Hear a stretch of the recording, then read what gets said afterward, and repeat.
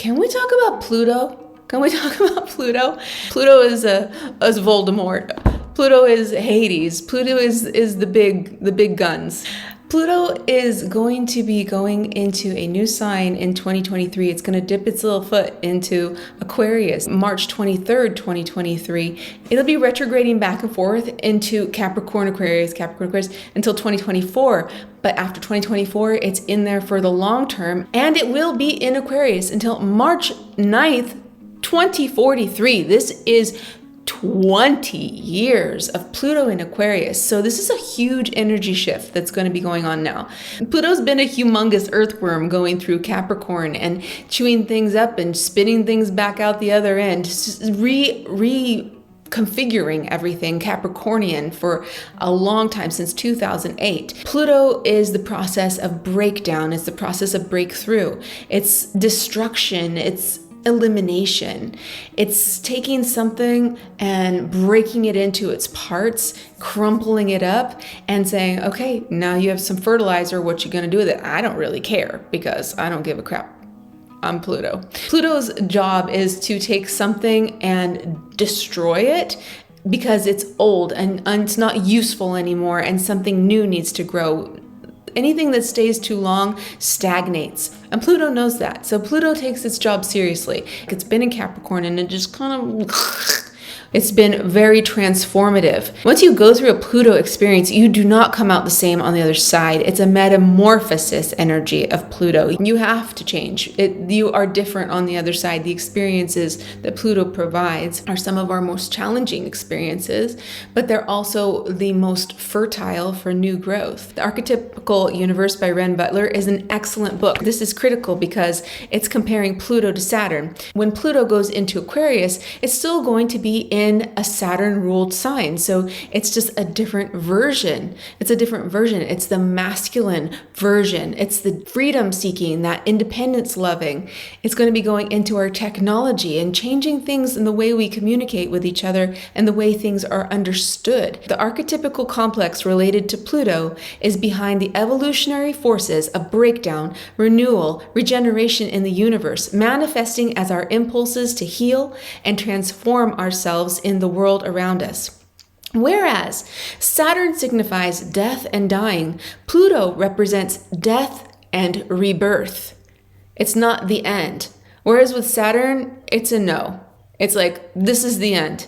But with Pluto, it's, okay, here's this thing. I've put it into its molecular parts. It's still the thing. But what are you going to do with those parts? How are you going to put them back together? How are you going to create something new out of these ashes? It's the phoenix energy. Pluto represents death and rebirth, subsuming the final endings associated with Saturn in the compelling creation of new life and new forms. Same duality circle, right? They're connected, life and death. So, in order to break things down, a lot of times we have very challenging experiences. The Pluto cycle is the cycle of power and control. With it being in this next sign in Aquarius for 20 years, if you have any aspects with Pluto during this time, it's going to be there for a long time. So it's important to understand what it really even means in your chart, where it's going to be coming through, where you're going to be transforming. And I think more importantly is to have some retrospective comprehension on what has been happening since 2008 in your life. Where has Pluto been going through, chomping things up in your life in the Capricorn area? Which house has it been in? Which area of your life has really been transformed by Pluto? Because this is coming to a conclusion, and it gives us a chance to think back on those experiences. And something new is starting, but we have to give a little bit of appreciation to Pluto for what it's transformed in our lives, no matter how challenging it's been. Our chance with Pluto is an opportunity, if we can see it that way. So we have autonomy, we have free will, we have self-control, and we can make the most of this fertilizer, or we can just let the ground sit and not do anything and just have a bunch of crap. Still, broken crap, right? Or you can use that fertilizer, put some seeds in it, and grow something beautiful, something new. So we have these big cycles, right? So Pluto is the cycle power and control. When you have a Pluto square, it's part of the midlife crisis. So it happens anywhere between 35 and 60 years old, and it's part of the midlife crisis, cycles that happen. There's a bunch of them. My favorite, Uranus opposition. There's a bunch of different ones. But anyways, the square from Pluto can come in anywhere between age 35 and 60. And there are going to be a lot of regeneration themes. There's going to be power themes. There's going to be money, control, even sexual themes. You have to reevaluate what you think about these things. With it going into Aquarius. Okay. This is Amy Herring's book. It's another book I like called Essential Astrology. The reason I like it is because it's a modern astrology book. If you're more of a Hellenistic astrologer or a classical astrologer that's avoiding modern, maybe it's not for you, but I really do like the way she breaks down and takes she takes the signs, she takes the planets, and she has a lot of really good key archetypical energy information in here. Aquarius comes after Capricorn, so each sign that comes before or after the other one, it's a response. So Aquarius is a response to Capricorn. After rule following and self-imposed restriction of Capricorn, the cosmic soul longs for authenticity above admiration, individuality above conventionality, and freedom above security. So when you take those key words, we have authenticity, individuality, freedom. Those are all big concepts that, especially in America, we think that we have. We have autonomy, we have individuality, we have this ability to be free. But is that true? Is that true? Or is this a farce? What is true freedom? What is true autonomy? Are we allowed to be different? And is it okay to be different? Pluto's been going through Capricorn since 2008, and that has been disintegrating what we can see as the authority, paternal societies, and the old way of doing things. It's been destroyed. It used to be that, you would go to school, you would go to college, you'd get a job, you'd get a retirement. That was the way things worked. Since 2008, that whole paradigm has definitely shifted. There's no more of that stability in Capricorn that we have built a lot of our culture on.